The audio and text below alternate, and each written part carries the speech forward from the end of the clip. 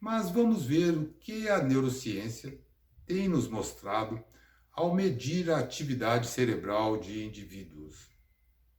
Quando nós visitamos o passado, quando nós nos debruçamos sobre um pensamento, ou quando um pensamento vem em nossa mente, esse pensamento produz descargas elétricas.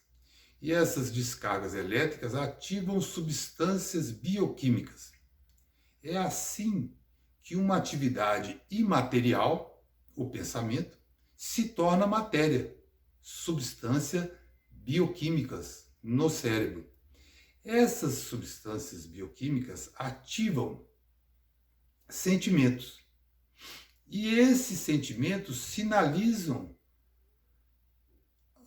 emoções. Essas emoções são reações químicas do nosso corpo a esses pensamentos e a essas emoções. Quando as emoções nos tomam, é que o nosso corpo se torna a nossa consciência. A nossa consciência não está mais na nossa mente, está no nosso corpo. Por exemplo, quando nós temos descargas de adrenalina ou de cortisol, que são hormônios do estresse, esses hormônios entram em nossa corrente sanguínea e essa atividade física passa a governar o nosso comportamento. Veja, é isso que estou chamando da nossa consciência sair da nossa mente, né, e ir para o nosso corpo, porque quem passa a comandar os nossos comportamentos são as atividades corporais. Pois bem, essas emoções, por sua vez, fazem-nos pensar naquilo que estávamos pensando de início, quando tivemos essas descargas elétricas e descargas bioquímicas que geraram os sentimentos e as emoções.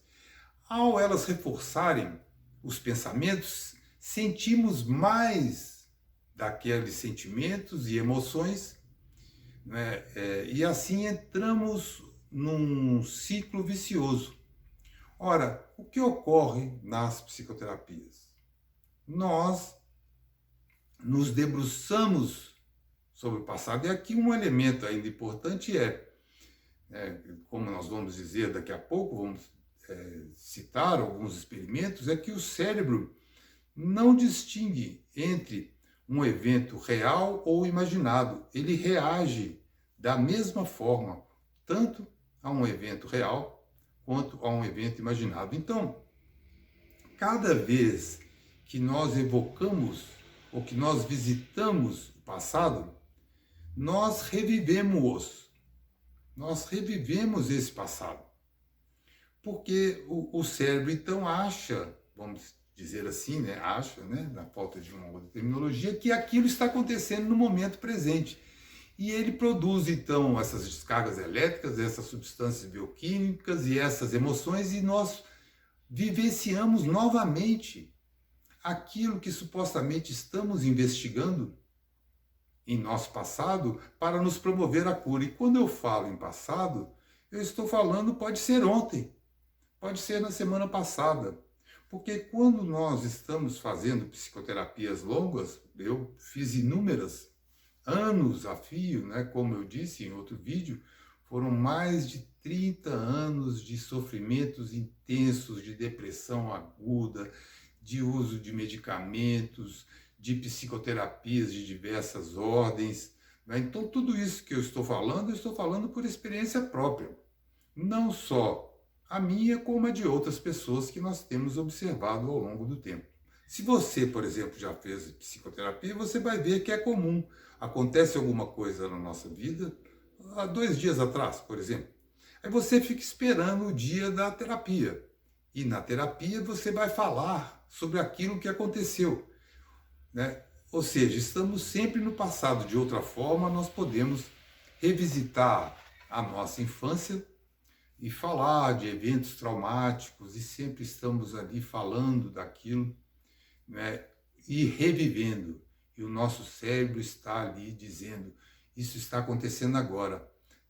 E como, nesse caso, ao nos debruçarmos sobre o passado, geralmente são sobre coisas difíceis, tristes, desagradáveis, eventos que queremos compreender, nossa atividade cerebral, nossa bioquímica os revive, e ao revivê-los, provoca em nós o estresse diante daquela situação. O nosso corpo, a nossa atividade hormonal, bioquímica, neuroquímica, fica aguardando a reincidência desses eventos, o acontecimento novamente desses eventos.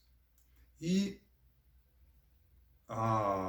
então nós nos tornamos viciados nessas substâncias químicas.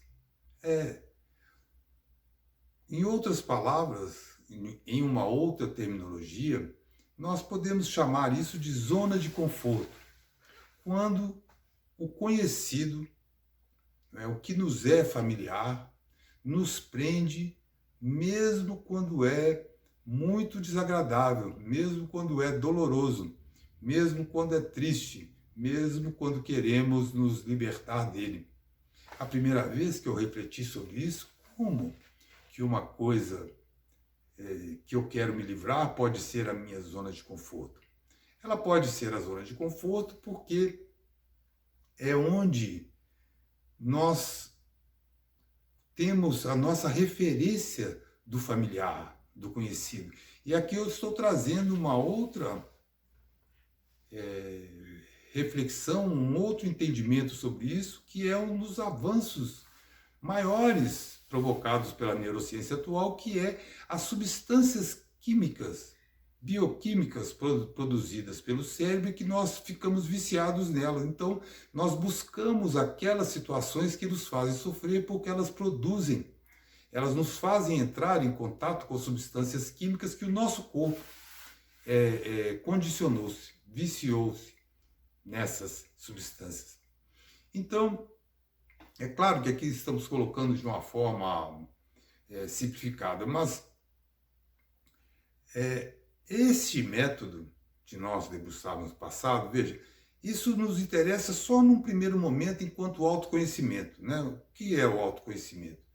É eu refletir sobre minha vida para possibilitar, através dessa reflexão, que aquilo que é inconsciente na minha vida se torne consciente. Então, eu vou refletir, por exemplo, sobre os sintomas da depressão e vou ver, olha, essa tristeza que eu tenho, ela é persistente. Junto com ela, ou ela advém quando eu começo a pensar sobre isso, quando eu me deparo com essa, com aquela situação, ou eu não consigo identificar quais são as suas origens.